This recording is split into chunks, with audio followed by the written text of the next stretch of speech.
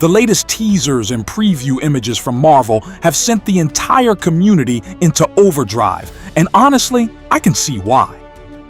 Every new frame feels like a clue. Every new shot feels like part of a puzzle that Marvel is deliberately letting us assemble piece by piece. The moment that grabbed my attention was a striking image showing a shuriken flying directly towards Spider-Man. On the surface, it looks like a cool action shot, but the deeper you look, the more questions it raises. The environment appears to be some kind of damage control prison facility, and that instantly changes the stakes. This is not Peter swinging through New York, stopping random crimes. This feels like a high-security situation exploding into chaos right from the opening act. If Spider-Man is already under attack inside a fortified prison, then something incredibly dangerous is happening behind those walls. The presence of the Hand makes things even stranger. We are talking about a legendary ninja organization suddenly crossing paths with Peter Parker. That is not the kind of crossover Marvel throws into a story without a reason. From the footage we have seen so far, it looks like Peter gets dragged into a conflict much bigger than he expected, and the movie may waste absolutely no time throwing him into the middle of a war that has been building long before he arrives. The next layer of the mystery becomes even more fascinating when we start asking a simple question. Why is the Hand even there?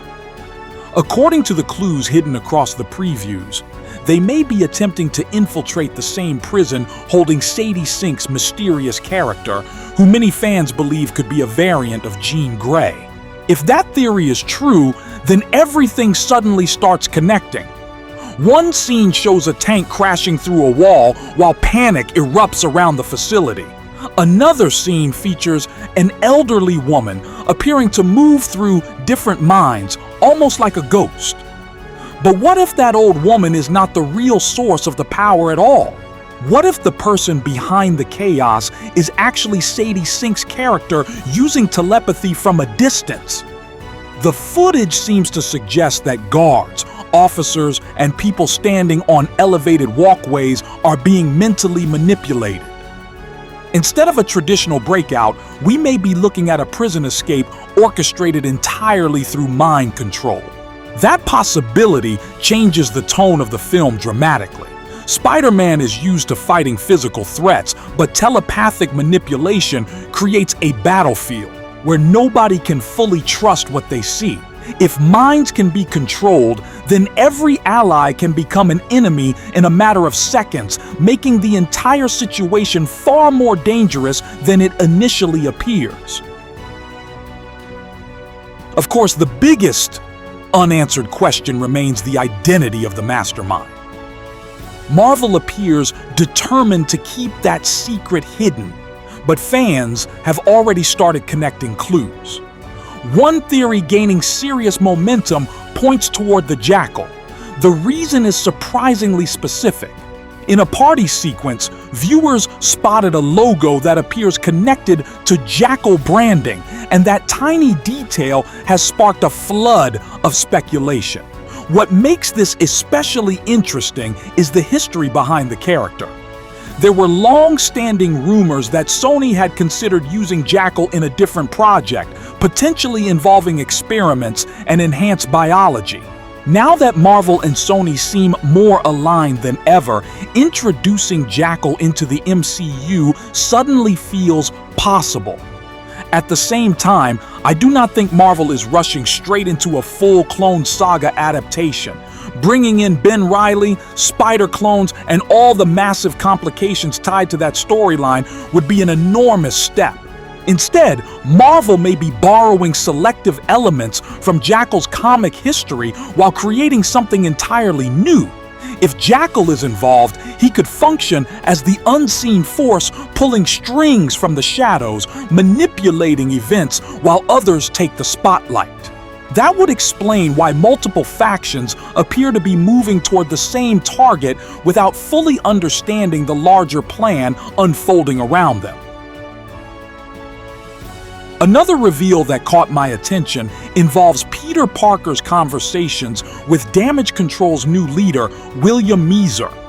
At first glance, their interactions almost make it seem as though they are working together. Peter appears calm, focused, and willing to cooperate. But the deeper implications suggest a very different direction. Meeser delivers a line about a threat that cannot be seen, and that immediately sounds like a reference to telepathic abilities rather than a conventional enemy. If Sadie Sink's character truly possesses powers similar to Jean Grey, then Damage Control would naturally view her as an uncontrollable risk. This is where the moral conflict starts becoming really interesting. I do not think Damage Control will be portrayed as pure villains. Instead, they may operate as an antagonistic force convinced they are protecting the public. That distinction matters because it places Peter in a difficult position. If he begins to sympathize with the imprisoned mutant and realizes she is being treated unfairly, he may find himself opposing the very organization he initially trusted. That kind of conflict fits perfectly with Spider-Man stories. Peter is constantly forced to choose between authority and compassion.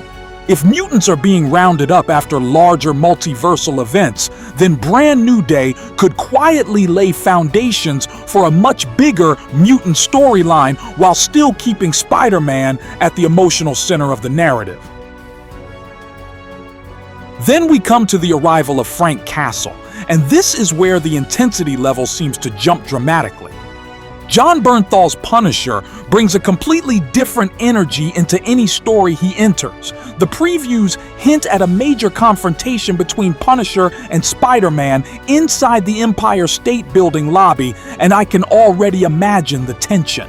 Peter lives by a strict no-kill rule. Frank absolutely does not. That ideological clash alone is enough to fuel an entire movie. What makes the situation more compelling is the apparent misunderstanding between them. Early on, Peter seems convinced that Punisher is targeting innocent people. From Spider-Man's perspective, it looks like Frank is taking lethal action without justification, but the clues suggest something more complicated. The individuals being targeted may actually be victims of mental manipulation connected to the prison breakout. Frank appears to recognize the threat before Peter does.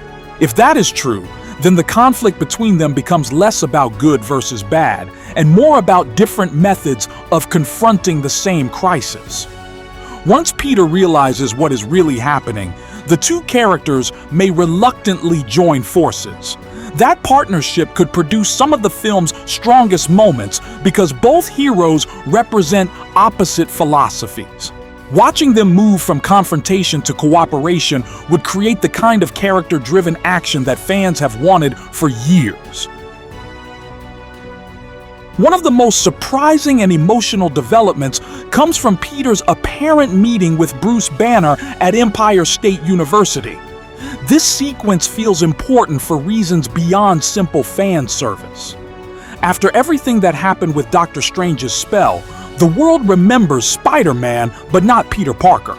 That creates a heartbreaking dynamic whenever Peter encounters people who once fought beside him. Bruce remembers battling alongside Spider-Man during the events of Endgame, yet he has no idea that the young student standing in front of him is the same person beneath the mask. There is something quietly tragic about that. Peter appears to be trying to rebuild a normal life by attending classes and moving forward academically after completing his GED. The setup almost echoes classic Spider-Man stories, where balancing education and heroism becomes a daily struggle. At the same time, Bruce's role seems far more significant than that of a professor. He begins discussing mutation, altered DNA, and the consequences of biological change. Those topics directly connect to both mutant themes and Spider-Man's own evolving powers. Marvel appears to be using Bruce as a bridge between science, identity, and transformation. Rather than delivering exposition, He may become the mentor figure, helping Peter understand that some changes cannot simply be reversed once they begin. That discussion becomes even more important when we look at the growing evidence that Peter's abilities are evolving in unexpected ways. Some leaks suggest a storyline inspired by comic arcs, where Spider-Man undergoes dramatic biological changes and enters a cocoon-like state before emerging stronger. Whether every detail proves accurate remains to be seen, but the footage certainly hints that something unusual is happening. There is a moment where Peter's eyes appear far more intense than normal, and another where his strength seems to surge beyond familiar limits. Bruce Banner's warnings about mutation suddenly take on a much darker meaning. Spider-Man's powers have always been a gift and a burden, but what happens when those powers continue evolving beyond his control? That question feels central to the movie. Marvel may be exploring the fear of becoming something unrecognizable. Peter has spent years trying to hold on to his humanity despite extraordinary abilities. If those abilities start changing him physically or emotionally, the challenge becomes deeply personal. The film could use that internal struggle as a mirror for the mutant storyline unfolding around him. Instead of treating mutation as a distant concept, Brand New Day may force Peter to confront it within himself, making his connection to the imprisoned mutant far more meaningful than anyone initially expects. The Hulk-related rumors take that theme of transformation and push it to an entirely different level. According to several reports circulating among fans, Bruce Banner may not remain in his familiar form for long. The speculation suggests that attempts to manipulate Hulk's mind could trigger an explosive reaction, unleashing a far more aggressive Grey Hulk. If Marvel actually goes in that direction, the consequences could be massive. The idea is fascinating because telepathic powers are often portrayed as unstoppable. Yet Hulk has always represented raw emotion taken to impossible extremes.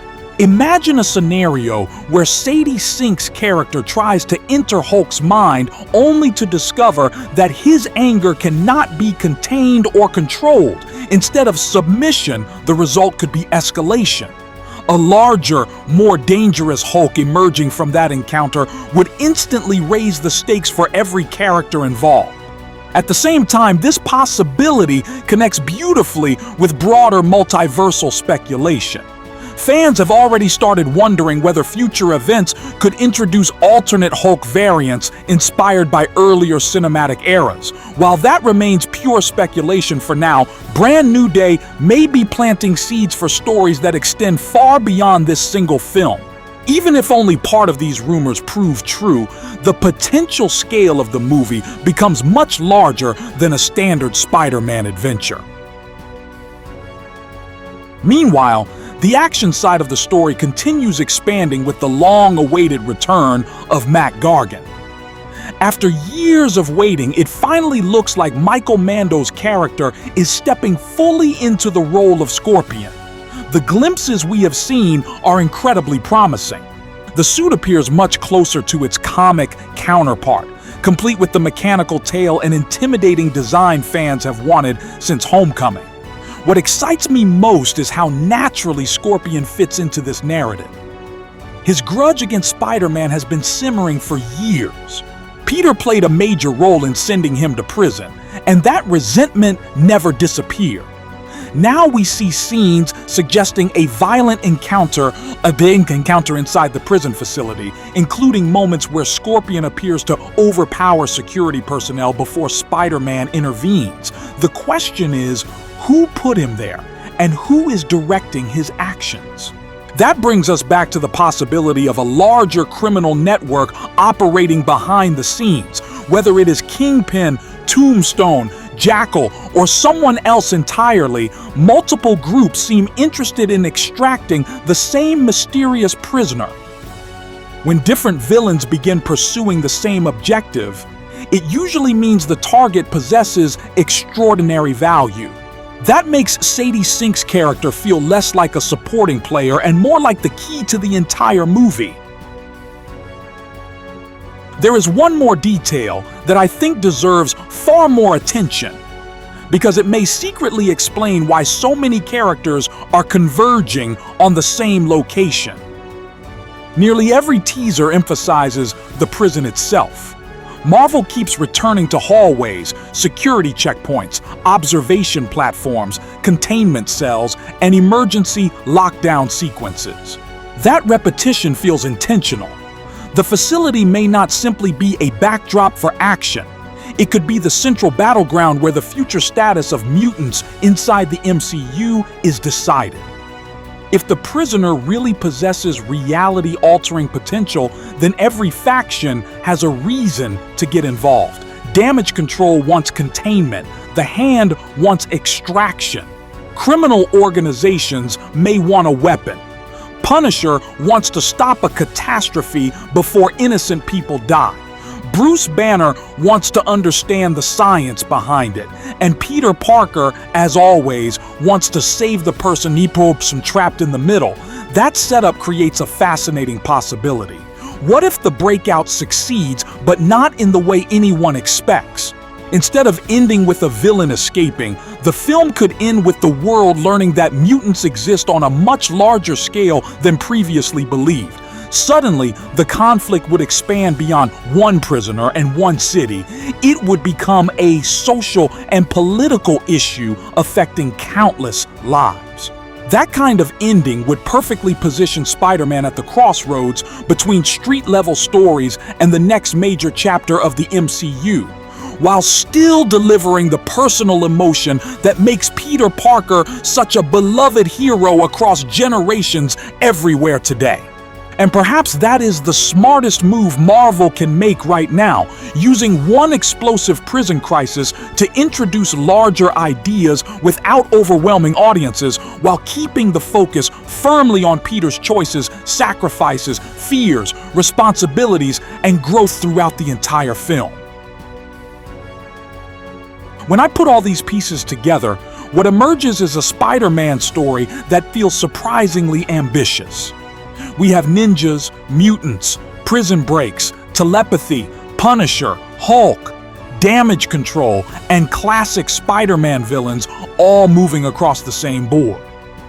Yet the most impressive part is that everything appears connected by a single idea: control. People are trying to control prisoners, control mutations, control powers, control public safety, and even control minds. Peter Parker finds himself caught at the center of every one of those conflicts. That is why these teasers have generated so much excitement. They do not simply reveal action scenes. They hint at a story where every character believes they are doing the right thing while pushing events closer to disaster. If Marvel successfully delivers on these setups, Brand New Day could become one of the most unique Spider-Man films ever made. The mystery surrounding the true villain remains unresolved, the fate of Sadie Sink's character remains uncertain, and the consequences of Peter's evolving powers remain unknown. But that uncertainty is exactly what makes following every new reveal so exciting right now. As more footage arrives, I will be watching every frame closely. Until then, let me know your theories. And if you enjoyed this breakdown, like, share, subscribe.